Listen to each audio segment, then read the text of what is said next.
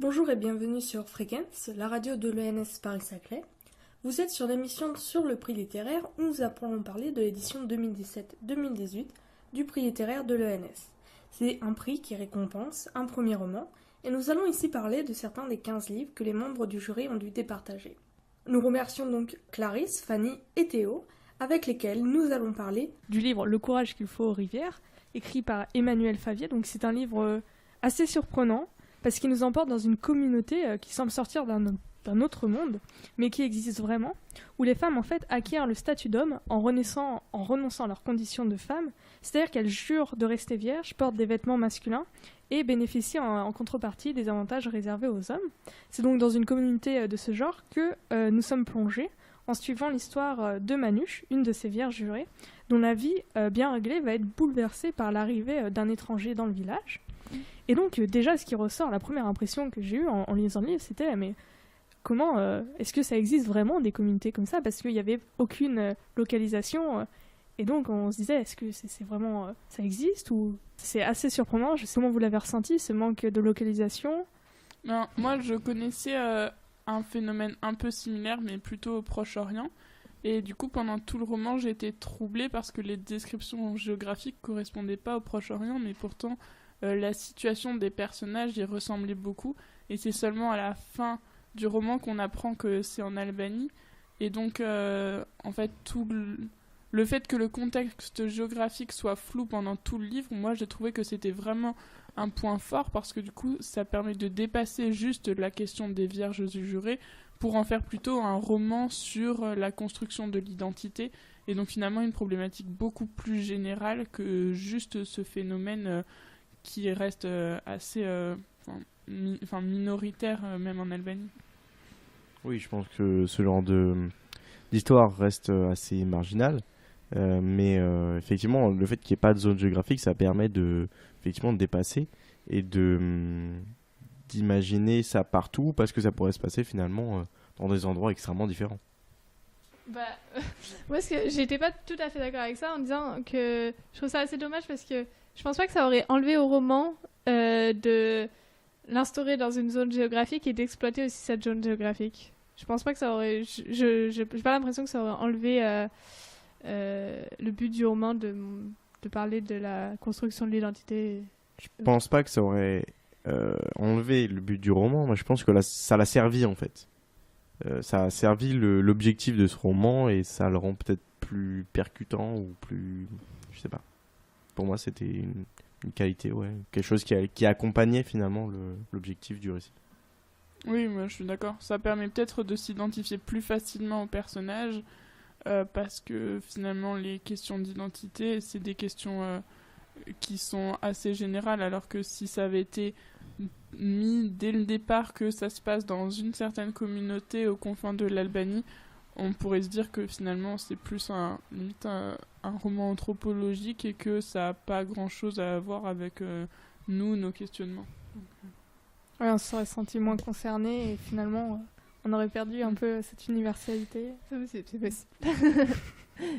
Donc ça porte aussi ces questions donc, sur la construction de l'identité, mais aussi les conditions de la femme, parce que donc, comme on n'avait aucune localisation, moi je me suis interrogée sur comment c'était possible encore d'avoir un tel asservissement, une telle différence, et c'était quand même assez choquant de voir tous ces privilèges qui étaient réservés simplement aux hommes, et tout ce qu'on devait faire pour en bénéficier. Oui, ce qui était assez étonnant, c'est que ça alterne des paysages qui peuvent être assez contemporains, notamment le passage dans la ville, qui est assez moderne, et en même temps des situations qui sont extrêmement, je sais pas comment on pourrait dire, discriminatoires, presque archaïques finalement. Il y a notamment la cérémonie qui est racontée pour Manu, qui apparaît extrêmement violente. Il y a quand même des scènes dans le roman qui sont extrêmement dures. Et donc ça fait un peu réfléchir, et c'est pour ça que moi l'idée qui me venait, c'était que c'était presque une métaphore de la difficulté d'être une femme finalement, parce que effectivement ce sont pas les mêmes obstacles que rencontrent les femmes aujourd'hui, bien heureusement, mais ça reste quand même toujours compliqué, et il y a et finalement oui, il y a plein d'obstacles qu'elles font face, quoi, même dans un pays qui est moderne.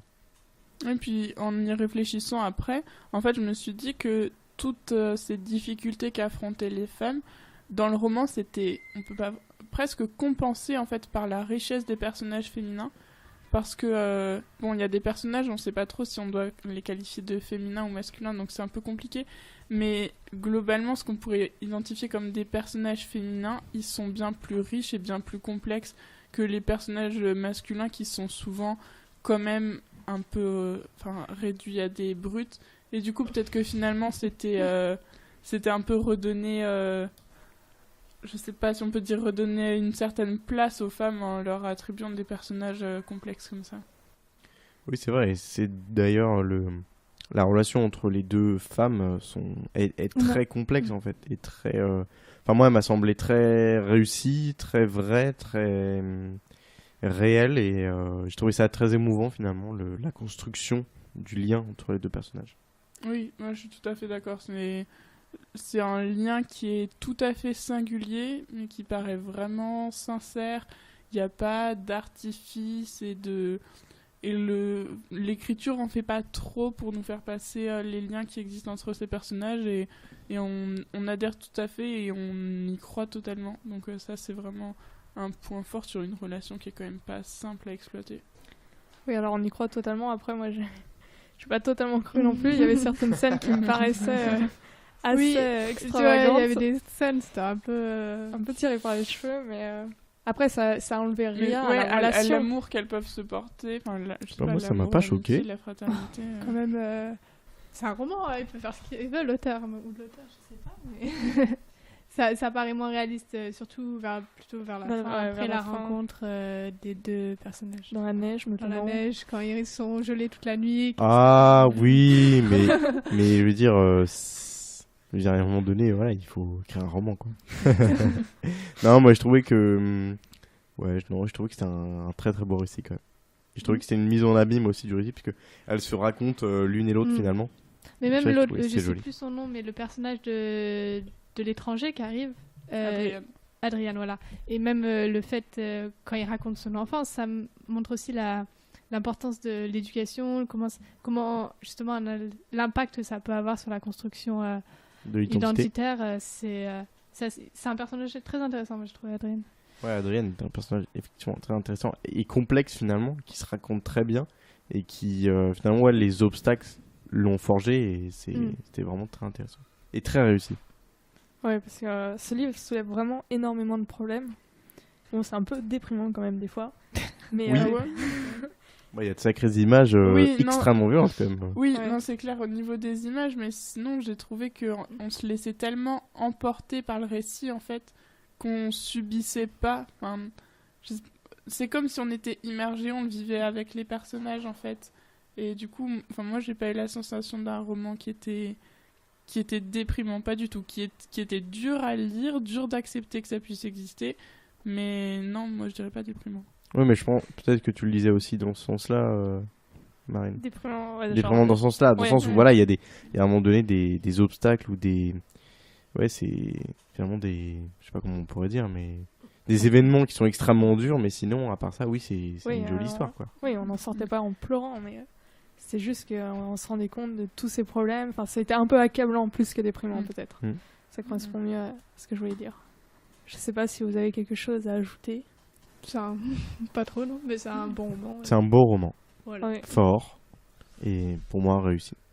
Qui met le doigt sur des problèmes que je pensais pas que ça existait personnellement. Et ça nous apprend beaucoup, je trouve. Merci d'avoir été avec nous pour parler de ce roman. Merci.